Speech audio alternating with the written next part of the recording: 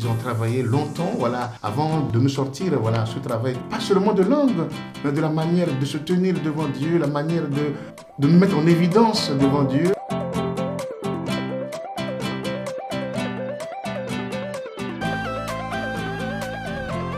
Je suis le père Gilbert Nzenzemo, prêtre du diocèse de Saint-Dié, responsable de la pastorale sacramentaire et liturgique de notre diocèse. D'abord, ce n'est pas un nouveau missel, c'est une nouvelle traduction. Et donc, qu'est-ce que c'est qu'un missel? Si l'on veut très bien l'expliquer, il faut partir du mot Eucharistie, du mot messe. Le missel est donc le livre destiné à la célébration de l'Eucharistie, de la messe. Ça aide le prêtre. Il y avait le sacramentaire avec la prière eucharistique qu'on appelle le canon de la messe, les oraisons et les prières, l'évangéliaire ou bien l'épistolier les répond, ou bien les chants. Avec des multiples travaux, on a réussi à faire qu'un seul livre, c'est le livre du chrétien.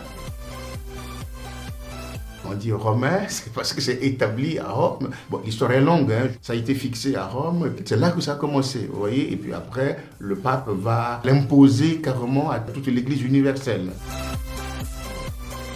Nous sommes déjà à la 3e traduction. Hein. Une langue, ça évolue. D'abord, il faut dire qu'en 1570, on avait déjà le missel tridentin. Puis est venue 3 autres traductions en 1969, puis on a eu l'édition de 75, puis l'édition de 2002. Et c'est cette édition de 2002-là, c'est la 3e édition qui a été retravaillée, retraduite pour nous permettre d'avoir un livre à notre portée. C'est un travail qui a été demandé d'abord déjà par les papes successifs. Et donc, le Sacrée Congrégation, la Congrégation pour le culte divin, avait déjà donné un texte pour permettre la révision des textes liturgiques. Il y a eu d'abord une commission qui a été mise en place, qui a travaillé pendant 15 ans. Une commission avec les latinistes, les spécialistes des langues, de la liturgie. Donc ils ont travaillé longtemps, avant de nous sortir ce travail que nous avons aujourd'hui.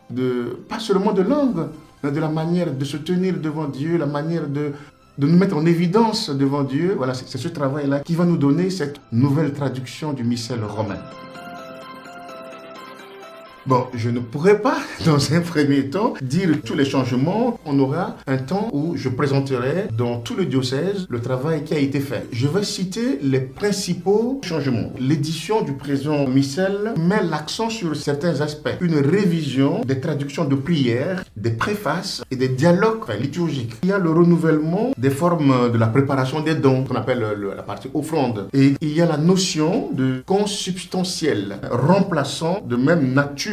Et puis la mention, surtout l'importance du silence dans la liturgie. Je crois qu'on a quand même oublié un peu trop ce côté-là. Je crois que toutes les paroisses l'ont, tous les chrétiens peuvent se l'approprier au quai des mots ici. Et dedans, on a tout le canon de la messe, tout ce qui est nouveauté. Et donc, on aura une plaquette qui l'exprime clairement. D'ores et déjà, on peut utiliser ce petit livret pour voir tous les changements. Le missel romain est déjà prêt. Cette nouvelle traduction qui fait 1500 pages, donc c'est un peu costaud, sera en librairie mi-octobre et la nouvelle traduction entrera en vigueur dans toute l'Église de France le dimanche 28 novembre, premier dimanche de l'Avent. C'est d'abord la foi, ça découle de notre histoire, l'histoire de la foi chrétienne, et ensuite la prière. Cette prière-là, elle est communautaire, elle est universelle. Pour permettre à nos chrétiens de s'approprier de ce travail de la nouvelle traduction, la commission entamera des formations à partir du 21 septembre, ici à Épinal, ensuite à Saint-Dié, à Remiremont et à Vittel. Nous invitons tous les curés, tous les prêtres, les diacres et tous les coordinateurs de la liturgie et surtout toutes les personnes impliquées dans la pastorale liturgique. Et donc nous leur présenterons ce travail-là, ce livre qui nous permet de nous élever et de faire monter nos prières à Dieu. La réception de ce travail doit se faire vraiment en église.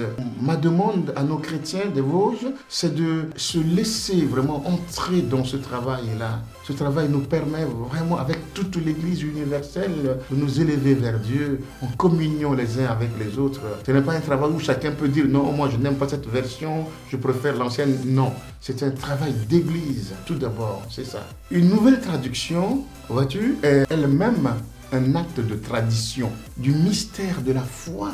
Et donc vraiment j'invite tous ceux qui vont nous écouter, vont voir cette vidéo, vraiment à faire un travail comment dirais-je, à prendre ce travail au sérieux. C'est toute l'Église qui est en marche. Donc l'Église nous invite tous à entrer dans cette démarche de foi.